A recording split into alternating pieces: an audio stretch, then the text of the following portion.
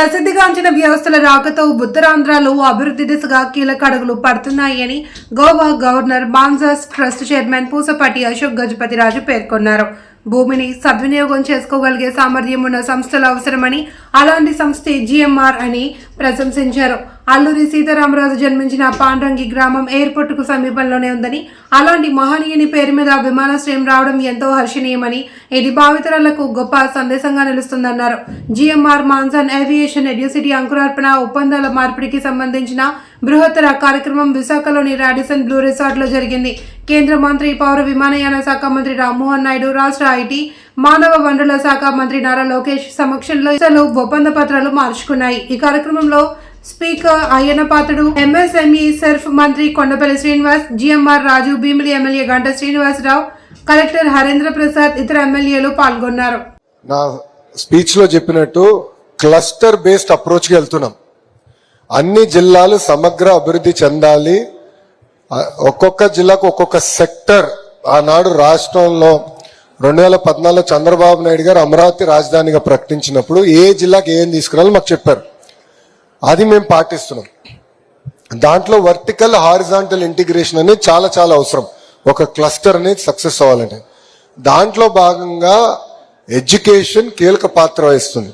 మొన్న కూడా Visakhapatnam economic region review meeting జరిగినప్పుడు గౌరవ ముఖ్యమంత్రి గారు నాకు ఇచ్చిన ఆదేశాలు ఏంటంటే ఇంకా పెద్ద ఎత్తున విశ్వవిద్యాలయాలు ఉత్తరాంధ్రకు మీరు తీసుకురావాలి అని చెప్పారు.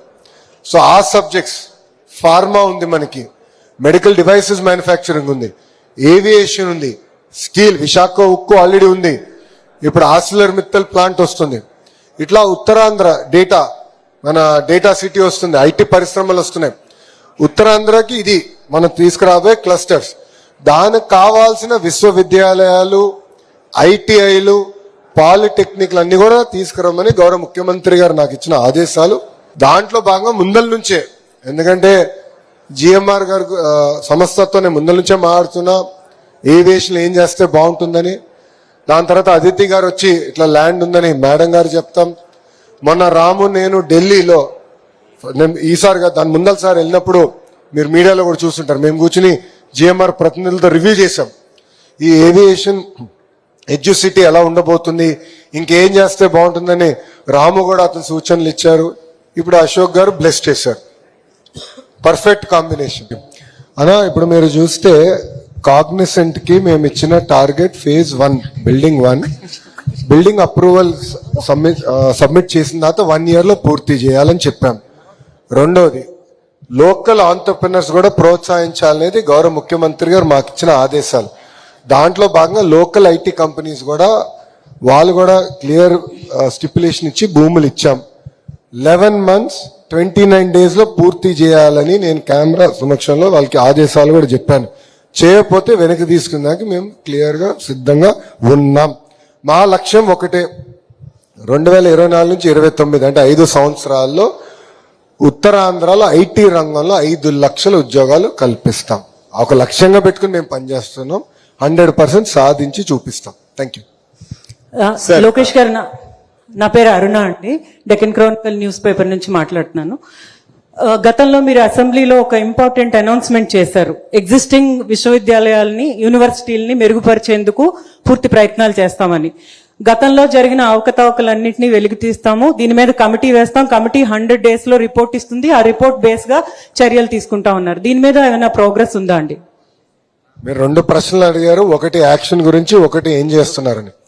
అమ్మా, first my entire agenda started with appointing best in class vice chancellors.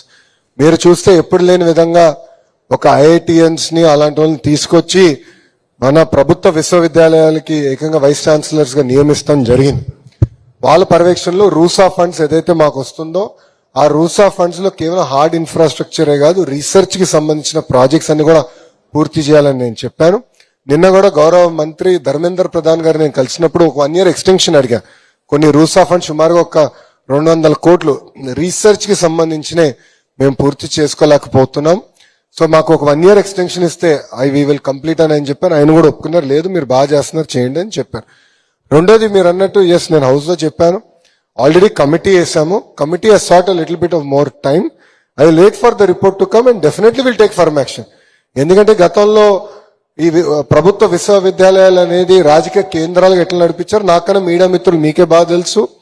అక్కడ ఎక్కువ పొలిటికల్ వర్క్ అనేది జరిగింది. అందుకే ర్యాంకింగ్స్ లో మన ప్రభుత్వ విశ్వవిద్యాలయాలు బాగా పడిపోయినాయి. We're now nurturing, we're bringing them back to life and we will ensure that they thrive. Sir, నేను దీనికి సంబంధించి ఇంకో చిన్న ప్రశ్న. ఆంధ్ర యూనివర్సిటీ గురించి నేను అడగాలనుకుంటున్నాను. మన స్టేట్ లోనే one of the renowned institution అది. కానీ 100 ఏళ్ల సమయంలో 100 రకాల సమస్యలు అక్కడ ఉన్నాయి, మీకు తెలియంది కాదు. సో దీని మీద మీ ఫోకస్ ఎలా ఉంది? As I said, it started with first getting the right vice chancellor. ఆయన నియమించాం, స్టెప్ బై స్టెప్ అన్ని ప్రక్షాళన చేసి we're putting it back on track. అవసరమైన నిధులు కేటాయిస్తున్నాం. అదే విధంగా రిక్రూట్మెంట్ ఏదైతే విశ్వవిద్యాలయాల్లో కొన్ని సంవత్సరాలుగా రిక్రూట్మెంట్ అనేది జరగలేదు, నోటిఫికేషన్లు సరిగా లేకపోవటం వలన అక్కడ రిక్రూట్మెంట్ జరగలేదు. DSC was easy for me because it is fresh recruitment. I could do it immediately. 150 రోజుల్లో అనౌన్స్మెంట్ రిక్రూట్మెంట్ నేను పూర్తి చేయగలను.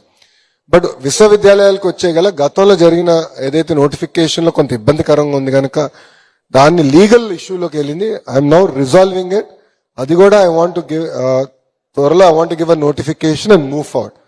తద్వారా I believe we can strengthen government universities. Ramu అండి, వేటి నుంచి పెద్ద ఎత్తున విశాఖకి మైగ్రేషన్ వస్తుంది. రోడ్లు, మౌలిక సదుపాయాలకు సంబంధించి మీ యాక్షన్ ప్లాన్ ఏంటి వచ్చే 2 ఏళ్లలో?